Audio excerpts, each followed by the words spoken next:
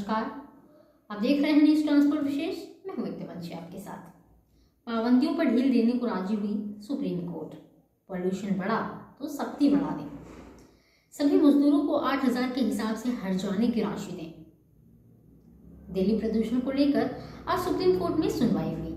इसमें कोर्ट ने दिल्ली में ग्रैब 4 की पाबंदियों में ढील देकर ग्रैब 2 की पाबंदियों को लागू करने के लिए कहा। एयर क्वालिटी मैनेजमेंट कमीशन ने कोर्ट को कहा कि दिल्ली की हवा यूरोप जैसी नहीं हो सकती। CQA ने कोर्ट को बताया दिल्ली के AQI लेवल में बहुत ज्यादा उतार चढ़ाव हो रहे हैं। दिल्ली में नवंबर दिसंबर में हमेशा ऐसे ही हाल रहते हैं। हमारे वातावरण और मौसम के हिसाब से हमारे यहाँ की हवा यूरोपीय देशों जैसी नहीं हो सकती, इसलिए AQI लेवल के हिसाब से ही ग्रैब रिस्ट्रिक्शंस लगाए जाएं। अगले एक हफ्ते में AQI अनुमान के हिसाब से हम ग्रैब 2 की लेवल की पाबंदियां लगाने का सुझाव देते हैं।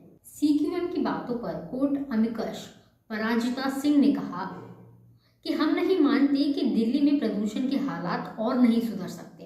यह कार्यान्वयन की समस्या को दर्शाता है।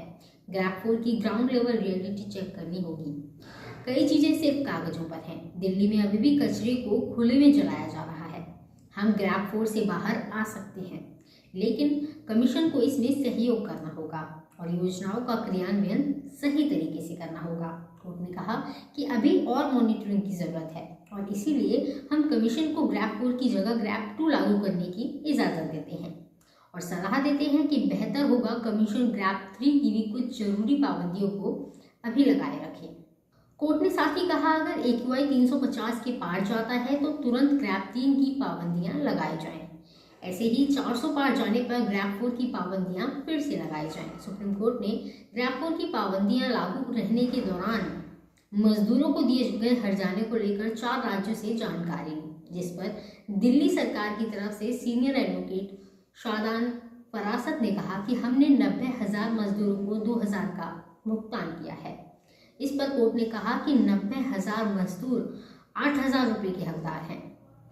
आप बचे हुए 6,000 कब तक देंगे? क्या आप मजदूरों को भूखा रखना चाहते हैं? हम कंटेम्प्ट नोटिस जारी कर रहे हैं। इसके जवाब में दिल्ली सरकार के चीफ सेक्रेटरी ने बताया कि हम कल ही हर्जाने के बकाया राशि का भुगतान कर देंगे।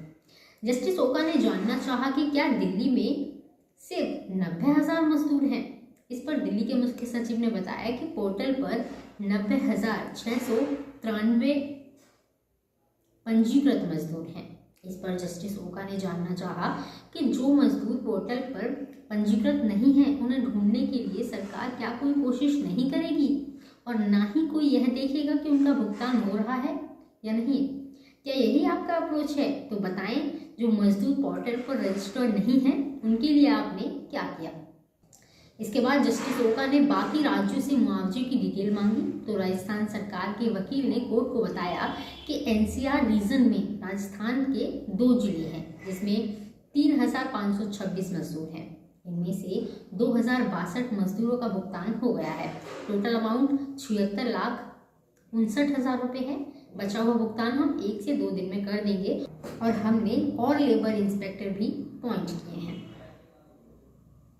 हरियाणा सरकार ने बताया NCR रीजन हरियाणा में 2,57,000 मजदूर हैं। इनमें से 1,06,000 मजदूरों को भुगतान हो चुका है। अन्य सभी मजदूरों को मैसेज भेजा जा चुका है। उत्तर प्रदेश ने बताया कि NCR रीजन UP में मजदूरों के लिए 97 करोड़ का अलॉटमेंट किया गया है और 4,88,246 मजदूरों में से 8,046 मजदूरों को भुगतान किया जा चुका है। ग्रैब क्या है?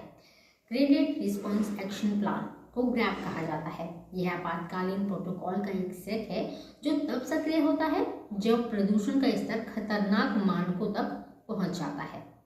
अभी दिल्ली में एयर पॉल्यूशन ग्रैब 2 के तहत क्या क्या पाबंदी लागू रहेगी, चलिए जानते हैं।